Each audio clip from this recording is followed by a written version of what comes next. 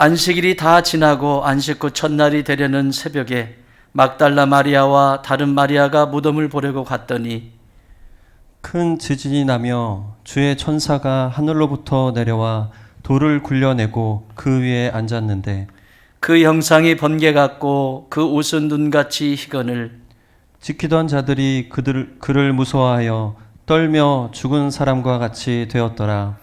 천사가 여자들에게 말하여 이르되 너희는 무서워하지 말라.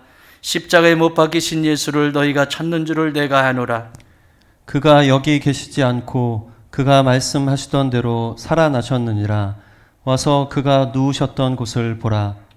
또 빨리 가서 그의 제자들에게 이르되 그가 죽은 자 가운데서 살아나셨고 너희보다 먼저 갈릴레로 가시나니 거기서 너희가 배우리라 하라. 보라, 내가 너희에게 일렀느니라 하거늘. 그 여자들이 무서움과 큰 기쁨으로 빨리 무덤을 떠나 제자들에게 알리려고 다름질할세. 예수께서 그들을 만나 이르시되 평안하냐 하시거늘 여자들이 나아가 그 발을 붙잡고 경배하니 이에 예수께서 이르시되 무서워하지 말라. 가서 내 형제들에게 갈릴리로 가라 하라. 거기서 나를 보리라 하시니라. 아멘.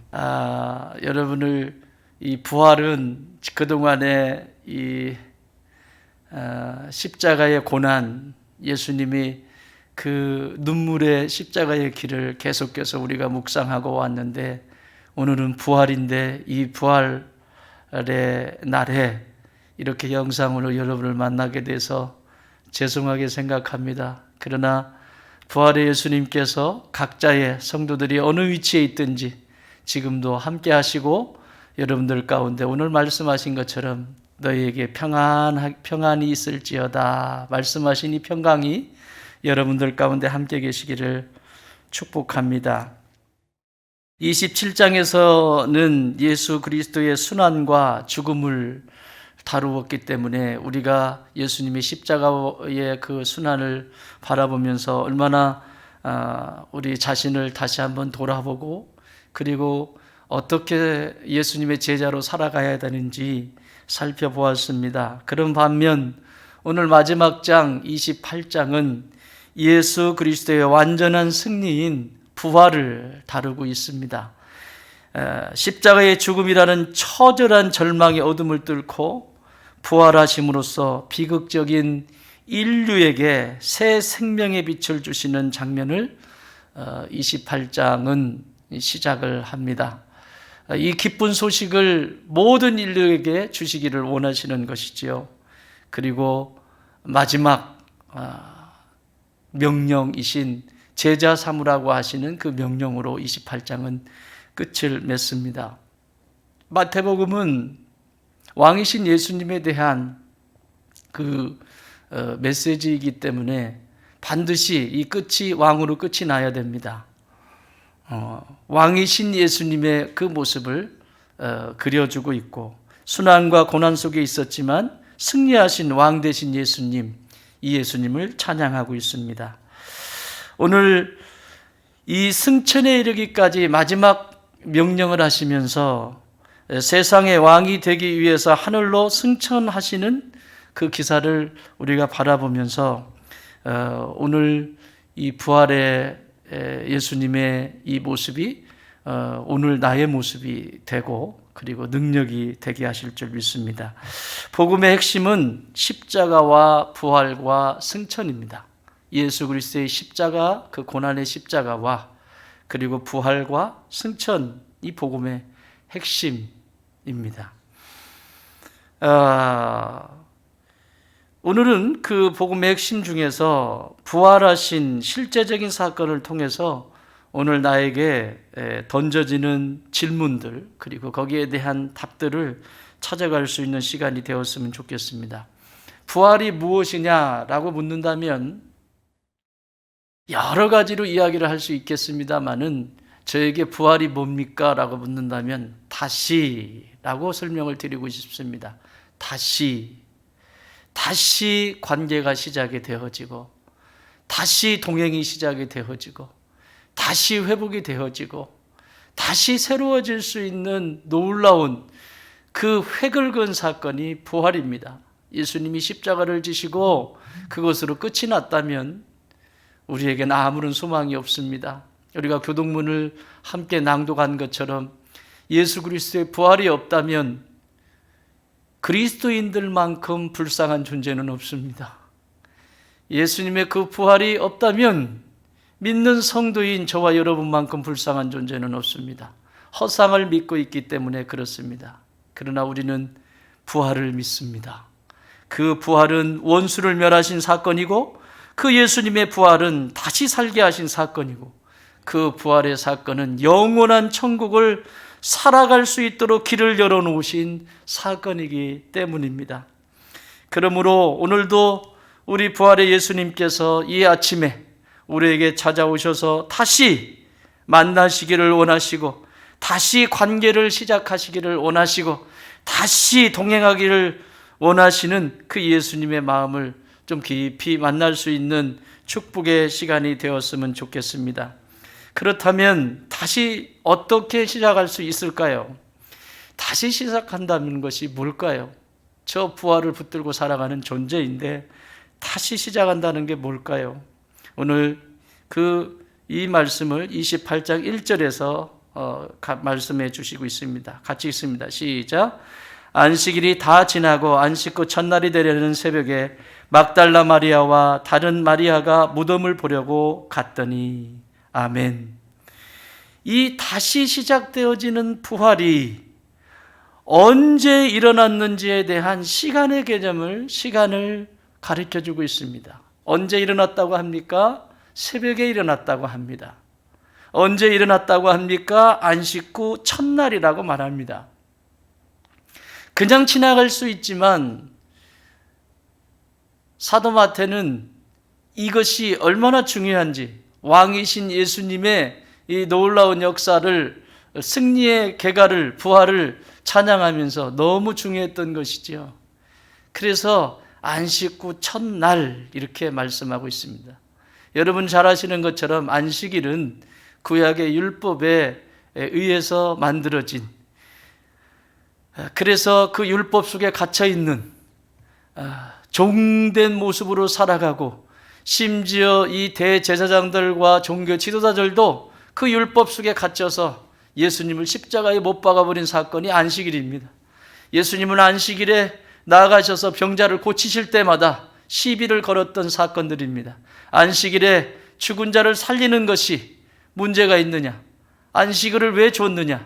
생명을 위해서 준 거 아니냐?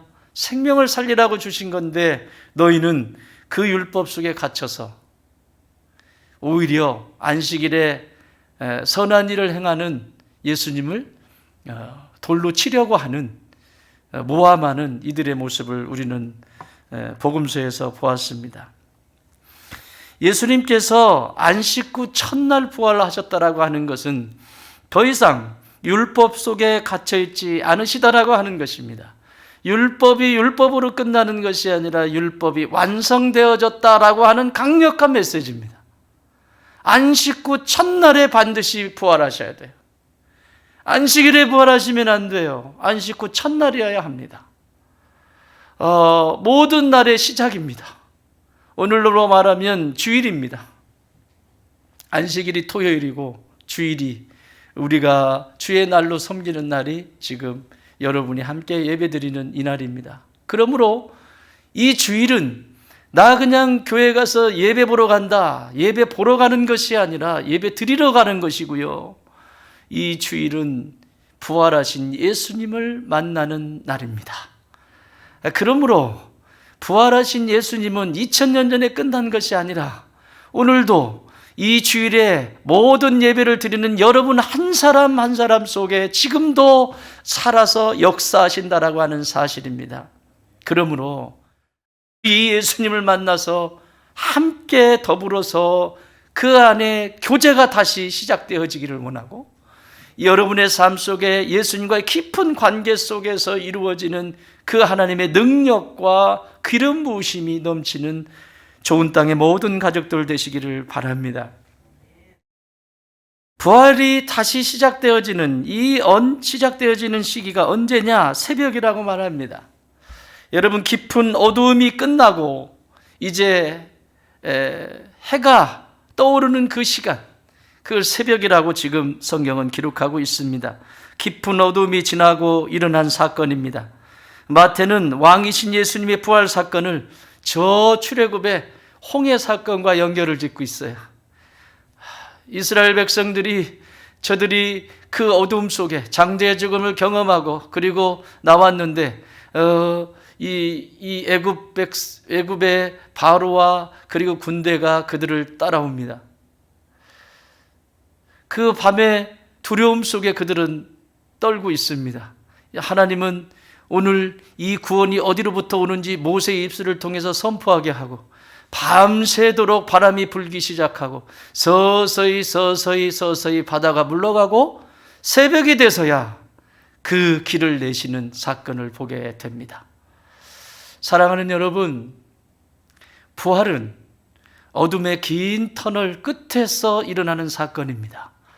인생들이 나는 할 수 없어, 끝났어, 내 삶은 아무것도 할 수가 없어, 무엇을 돌아봐도 소망이 없어, 여기를 봐도 부부관계 속에서도 마찬가지고, 또 삶의 자리에서 사업을 하는 사람이든 직장을 다니는 사람이든 인생의 그 위기와 어려움 속에서 도저히 소망이 보이지 않아, 빛이 보이지 않아 라고 하는 그 시점에 예수님의 부활은 생명으로 잉태하게 되어 있습니다. 그 마지막 끝자락에서 예수님의 생명을 붙드는 자들에겐 새로운 역사가 써내려가기 시작하는 거지요. 그 기쁨을, 이 2000년 전에 누렸던 이들의 기쁨이 오늘 통일하게 우리에게도 경험되어지는 사실입니다.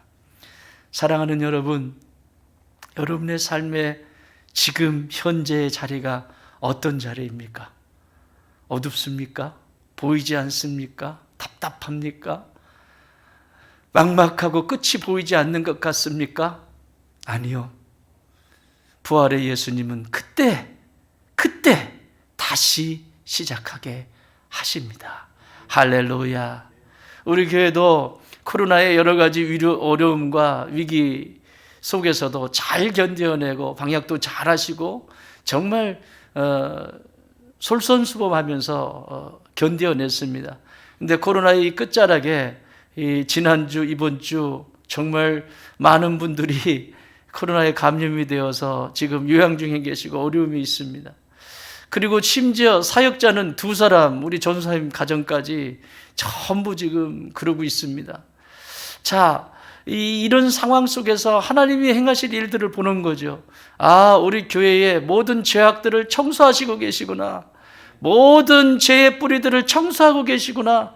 이 바이러스가 얼마나 무서운지, 이 죄의 바이러스가 얼마나 무서운지, 그 작은 것, 눈에 보이지 않는 것 때문에 이렇게 힘들어하는데 이 죄는 전혀 보이지도 않는 것이니 이 죄의 뿌리들을 뽑으시고 새롭게 새 일을 행하실 그 주님의 이름을 찬양합니다. 이것이 부활입니다. 다시 시작하게 하시는 부활의 능력인 것입니다. 언제 일어난다고요? 안식 후 첫날에 일어나게 되어 있습니다. 내가 답답하고 묶여있는 그 시간, 아무것도 보이지 않는 율법 속에 갇혀있는 그 시간, 은혜가 보이지 않는 그 시간, 그 시간에 야말로 부활의 예수님을 만날 수 있는 시간이고, 칠흑 같은 어두움, 끝이 보이지 않을 것 같은 그 칠흑 속에서 있을 때 그 끝자락에서 역사하시는 부활의 사건, 이 사건이 우리 좋은 땅의 부활의 역사가 되기를 주님의 이름으로 축원합니다.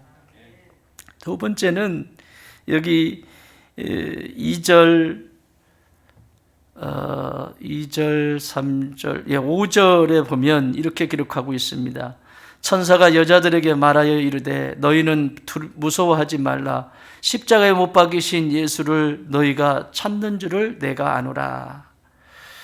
이 사건에 대해서 2절부터 4절까지는 그 주변의 상황들이, 천사가 내려와서 바위를 굴러내고 천사의 모습에 대해서 그려주고 있고, 그리고 경비병들 지키고 있던 자들은 떨고 있고 두려움 속에 있는데, 천사가 지금 이 경비병들에게 말하는 것이 아니라 누구에게 말하고 있습니까? 여자에게 말하고 있습니다. 부활의 사건은, 하나님의 이 부활의 은총의 시작은 누구에게 먼저 찾아오냐면 여자에게 찾아옵니다.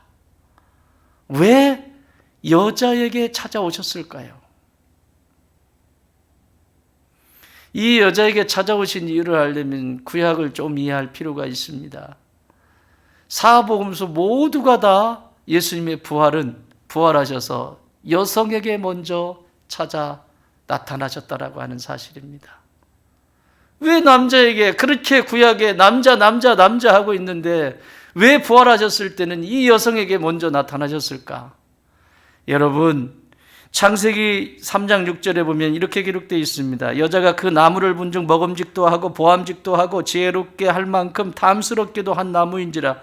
여자가 그의 열매를 따먹고 자기와 함께 있는 남편에게도 주매 그도 먹은지라. 죄가 어디로부터 들어왔습니까?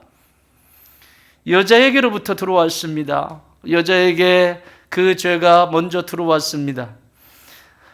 뱀은 여자를 유혹하고 여자는 그곳에 넘어가서 남편 아담에게까지 이 죄를 오염시켜 버립니다. 그래서 여자에게 주어진 하나님의 저주는 너무나 컸습니다. 그리고 이것이 모세 시대에는 모세 율법을 주어질 때에도 이 여성에 대한 그 가치를 귀하게 보질 않았습니다. 그래서 출애굽기 20장 17절에 보면 내 이웃의 집을 탐내지 말라. 내 이웃의 아내나 그의 남종이나 그의 여종이나 그의 소나 그의 낙이나 무릇 내 이웃의 소유를 탐내지 말라. 무슨 말씀인가 하면 내 이웃의 집을 탐내지 말라 하시면서 내 이웃의 아내나 남종이나 그의 여종이나 그냥 종의 수준입니다. 종의 수준. 짐승과 종의 수준, 소유물의 개념으로 성경은 구약에서 표현하고 있습니다. 그 정도로 여성의 위치가 남성들의 위치와 비교할 수 없을 정도로 되어져 있는 모습을 보게 됩니다. 자, 죄 때문에 그들은, 여성이라고 하는 죄 때문에 그들은 그 긴 시간 동안 어려움과 눈물의 시간들을 보내게 되죠.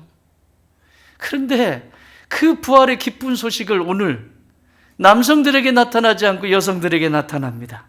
여자들에게 나타나셔서 그들에게 예수님이 평안하냐고 물어보세요.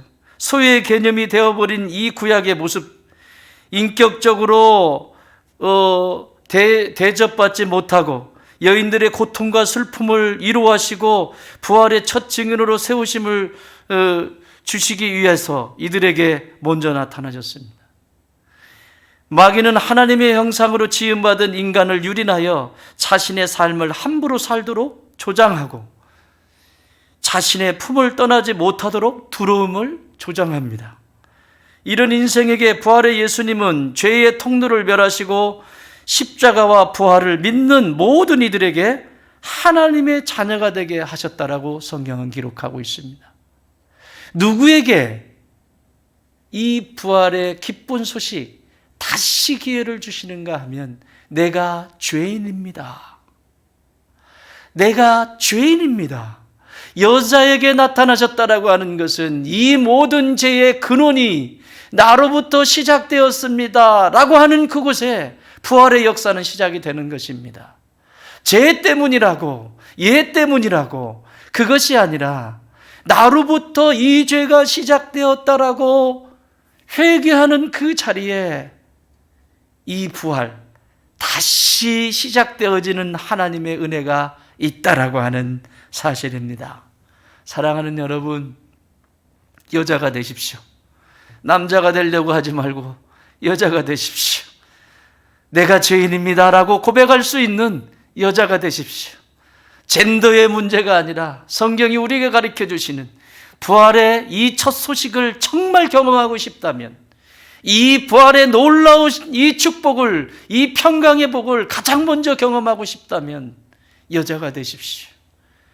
눈물로 다 도망가 버린, 제자들이 다 떠나버린 다 남자들 아닙니까? 다 떠나버렸지만 이들은 마지막까지 예수님의 은혜를 구하고 그 무덤에까지 나아가서 향유를 바르기 위해서 나갔던 이 여인들, 그게 뭐지요?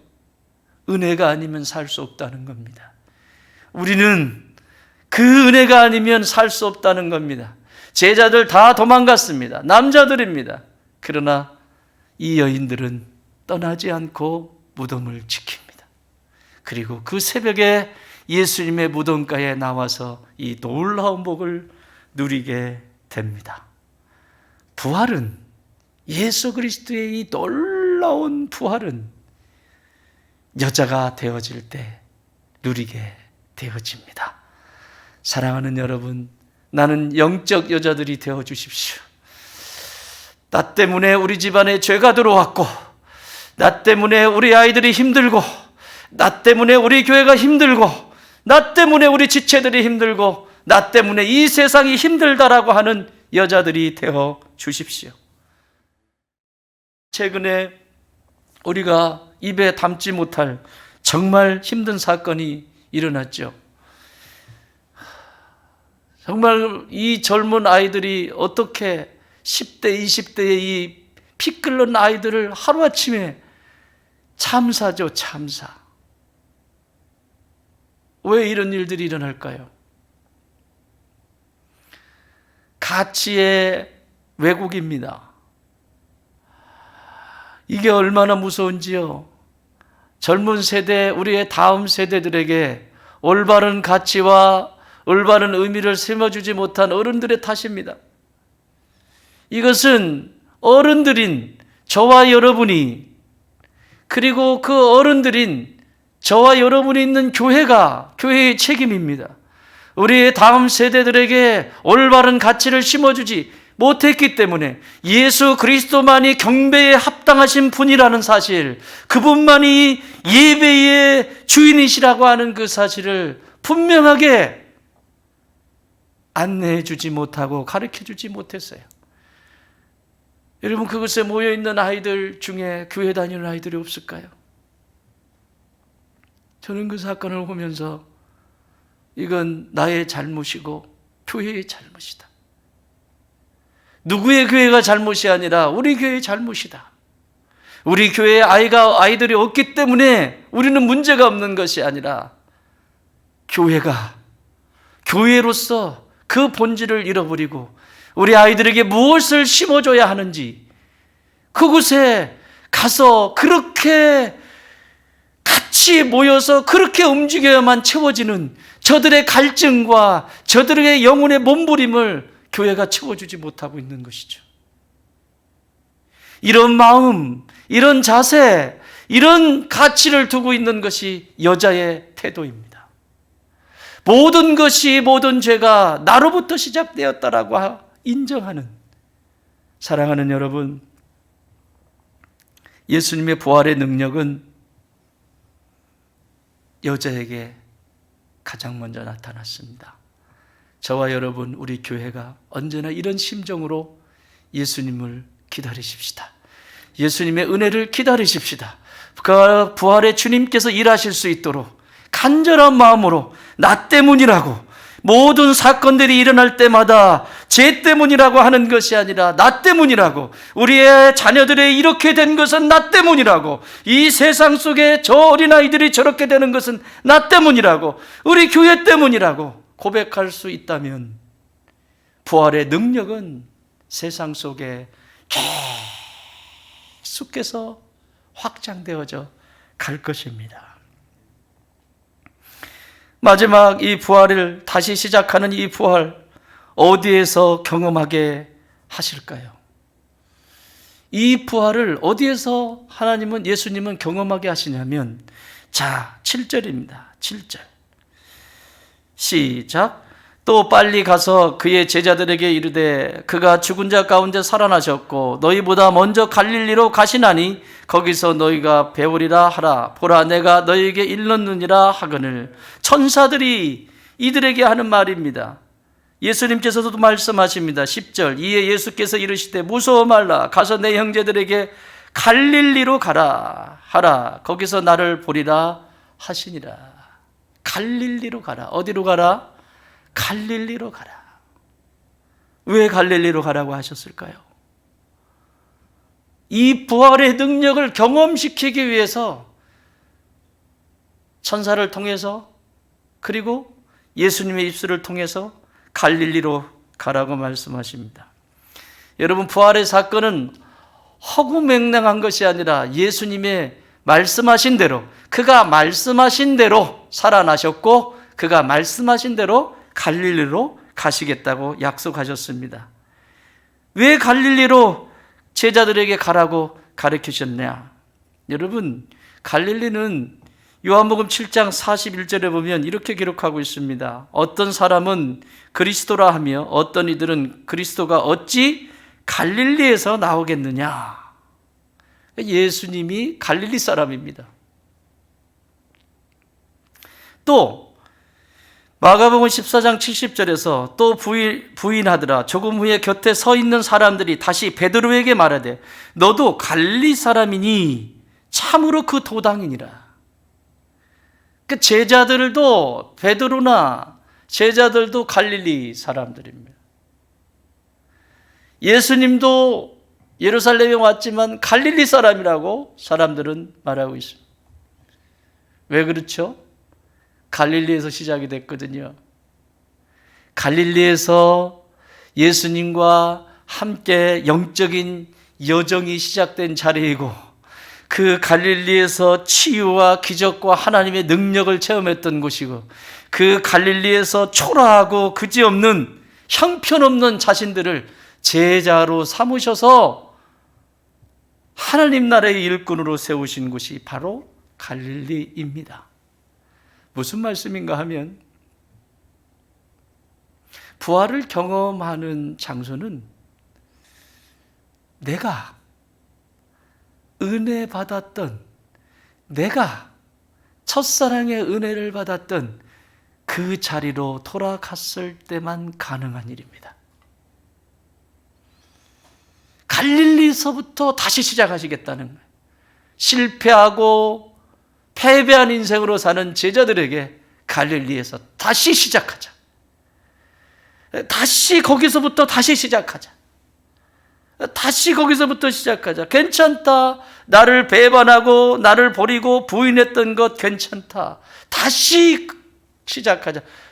단 그곳에, 거기에 내가 너와 약속한 그 갈릴리에 가 있어라 라고 말씀하시는 거예요. 만약에 갈릴리로 가라고 그랬는데 집에 고향에 내려가는 것도 창피하고, 3년 동안 배 팔고 돌아다니면서 그러고 살았는데 고향에 내려가는 게 여러분 어떨 것 같습니까? 쉬울까요? 쉽지 않습니다. 내려가더라도 몇 년이 지나서 좀 밖에서 좀 뭔가 좀 하고 그러고 갔다고 그러면 모르겠지만, 실패한 인생, 실패한 모습 이대로 내려가가지고 이 며칠 사이에 일어나는 일 아닙니까? 어떨까요? 쉽지 않습니다. 그런데 예수님은 갈릴리로 가래요. 사랑하는 여러분, 우리의 인생을 살다 보면 실패할 때 있거든요. 그것을 피한다고 해서 끝나는 것이 아닙니다. 그 실패한 자리에서 하나님은 다시 시작하십니다. 무너진 그 자리에서 다시 시작하기를 원하십니다. 구약에 보면 하갈에게 하나님께서 도망 나온 하갈에게 말씀하시죠. 너 왜 여기 있니? 주인이 저를 핍박하고 저를 괴롭히고 내쫓아버렸습니다. 이제는 갈 데도 없습니다. 그때 여호와의 사자가 말합니다. 내 주인에게로 돌아가라. 그것이 여호와의 사자가 준 해답입니다. 창세기 35장에 보면 아주 이제 자신의 인생을 다시 한번 완전히 돌이켜서 회복하시는 그 야곱의 이야기를 기록하고 있는데, 야곱이 장자 특권을 갖게 되고 쫓겨나서 삼촌 라반의 집으로 갈 때 너무 두려움 속에 있었는데 그만 밤에 잠이 들고 말죠. 잠이 들었을 때 꿈에 땅에서 하늘까지 이어진 사닥다리를 봅니다. 근데 그곳에 천사가 오르락내리락 합니다. 그리고는 그 모습을 보고 깨어서 그곳에 돌 제단을 쌓고 이곳은 베델이다. 내가 하나님의 얼굴을 배웠다. 베델이라고 하는 이름을 짓고 그 돌단을 쌓고 예배를 드립니다. 그리고 삼촌 집에 가서 수십 년을 그곳에서 살다가 가정을 일구고 돌아오는, 다시 고향으로 돌아오는 그 길에 너무너무 끔찍한 일을 경험하게 되죠. 자신의 아들 시몬과 레위가 세겜의 족들을 할례를 행해놓고 다 죽여버리는 피비린내 나는 사건이 일어나게 됩니다. 그리고 야곱은 그때 하는 말이 이제 끝났다. 이 피비린내를 맡고 이 주변에 있는 사람들이 나를 그대로 놓아주지 않을 것이다. 이제는 더 이상 소망이 없다. 이제 더 이상 내 삶은 삶의 의미와 가치도 없다. 너희들의 이런 것들 때문에, 이런 것들로 인하여 이제는 더 이상, 지금까지는 버틸 만큼 버티고 어려울 때마다 버텨왔지만 이제는 내가 두려워 소망이 보이지 않는다. 진짜 그렇습니다. 주변에 적국들이 쳐들어오면 이스라엘은 전체, 야곱의 가족들은 전체 죽게 됩니다. 그때 하나님이 야곱에게 말씀하십니다. 창세기 35장 1절, 하나님이 야곱에게 이르시되 일어나 베델로 올라가서 거기 거주하며 네가 내 형 에서의 낯을 피하여 도망하던 때에 너에게 나타났던 하나님께 거기서 제단을 쌓으라 하신지라. 하나님의 주문은 네가 은혜를 경험했던, 가장 처음 이 광야를 걸어가면서 은혜를 경험했던 그 베델로 다시 돌아가라고 말씀하세요. 그것이 하나님이 야곱에게 주신 선물 중에 선물입니다. 아니, 안 끝났어. 너 나 믿지? 너 나 알지? 베델의 그 하나님 알지? 다시 그곳으로. 그런데 야곱은 거기서 끝나지 않습니다. 그 명령을 받은 야곱은 2절에서 이렇게 가족들과 사람들에게 이렇게 주문을 합니다. 야곱이 이에 자기 집안 사람과 자기와 함께한 모든 자에게 이르되 너희 중에 있는 이방 신상들을 버리고 자신을 정결하게 하고 너희들의 의복을 바꾸어 입으라. 할렐루야. 여러분, 부활의 예수님을 만난다라고 하는 것은, 그 하나님을 만난다라고 하는 것은 내 옛 과거에 가지고 있는 그 못된 습관과 죄의 풍습을 가지고는 그 베델의 하나님을 만날 수가 없습니다. 내가 나도 모르게 덕지덕지 묻어있는 이 삶의 군더더기들을 어찌하겠습니까? 그래서 야곱은 내게 묻어있는, 덕지덕지 묻어있는 이 우상들을 멸하고 파하고 다 버리고 정결하게 하고 베델로 가자라고 주문을 합니다. 사랑하는 여러분, 갈릴리는 아무것도 남은 것이 없는 곳입니다. 의지할 수 있는 것이 아무것도 없습니다. 그 갈릴리는 초라한 곳입니다. 내가 가지고 있는 폐물도, 내가 가지고 있는 것들도, 어떤 것들도 의지할 수 있는 것이 없습니다. 그런데 그곳에 부활의 예수님이 먼저 오셔서 기다리고 계시다라고 하는 사실입니다. 베델, 아무것도 없습니다. 돌제단 쌓던 곳입니다. 폐물도 버리고 우상도 버리고 지금까지 의지했던 모든 것들을 다 버리고 아무것도 의지하지 못한 오직 하나님만 보이는 자리, 그것이 베델입니다. 적당히 폐물도 놓아두고 적당히 우상도 놓아두고 적당히 뭔가를 붙들고는 부활의 능력의 그 예수님을, 부활의 능력의 그 하나님을 만날 수가 없습니다. 그래서 이 베델 사건의 마지막을 성경은 이렇게 기록하고 있습니다. 창세기 35장 5절, 그들이 떠났으나 하나님이 그 사면 고울들로 크게 두려워하게 하셨으므로 야곱의 아들들을 추격하는 자가 없었더라. 할렐루야. 갈릴리에서 시작하시는 하나님의 예수님의 그 은혜가 있는 것처럼 이 베델에서 시작되어지는 이 야곱의 인생은 새로운 시작이요, 새로운 하나님과의 동행이요, 새로운 역사를 써내려가는 생명의 자리였던 것입니다. 내 사랑하는 주님과 아름다운 추억이 있고 은혜가 있고 생명이 있었던 그 자리에서 다시 시작하려면 내가 나도 모르게 가지고 있는 이 덕지덕지 붙어있는 이 우상들을 어떻게 버릴 것이냐, 이 폐물들을 어떻게 버릴 것이냐, 그것이 나의 과제입니다. 이 이야기만 하고 마무리할까 합니다. 지난주에 우리 전사님이 부임을 하셔서 인사를 하셨어요. 근데 오늘 이곳에 또 함께 똑같은 날 코로나가 확진이 돼가지고 같이 지금 집에서 예배를 드리실 텐데, 저는 이 친구를 보면서 이런 마음이 늘 들어요.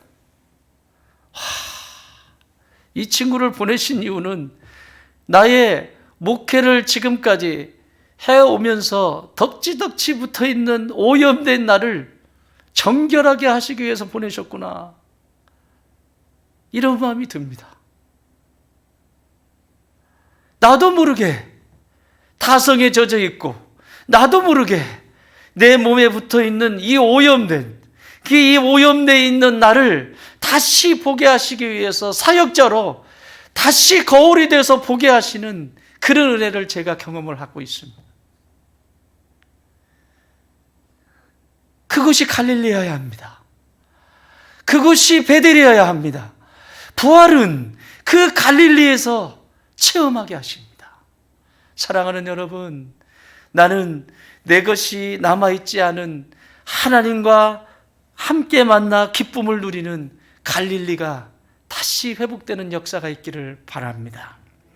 오늘 예수님의 부활은 나의 부활이 될 수 있는 것은 예수께서 무거운 율법을 완성하시고 새벽에 안식 후 첫날에 기쁨을 주신 은혜의 주님을 믿는 곳에 임하셨던 것처럼, 또 예수께서 나로부터 죄가 시작되었음을 인정하고 고백하는 곳에 부활의 기쁜 소식이 임했던 것처럼 하나님의 은혜로 시작한 자리로 다시 모든 군더더기, 죄의 군더더기를 버리고 그곳으로 돌아갈 때 이 부활은 나의 부활이 될 것이고 이 부활의 능력으로 능력 있는 삶을 살게 하실 줄 믿습니다.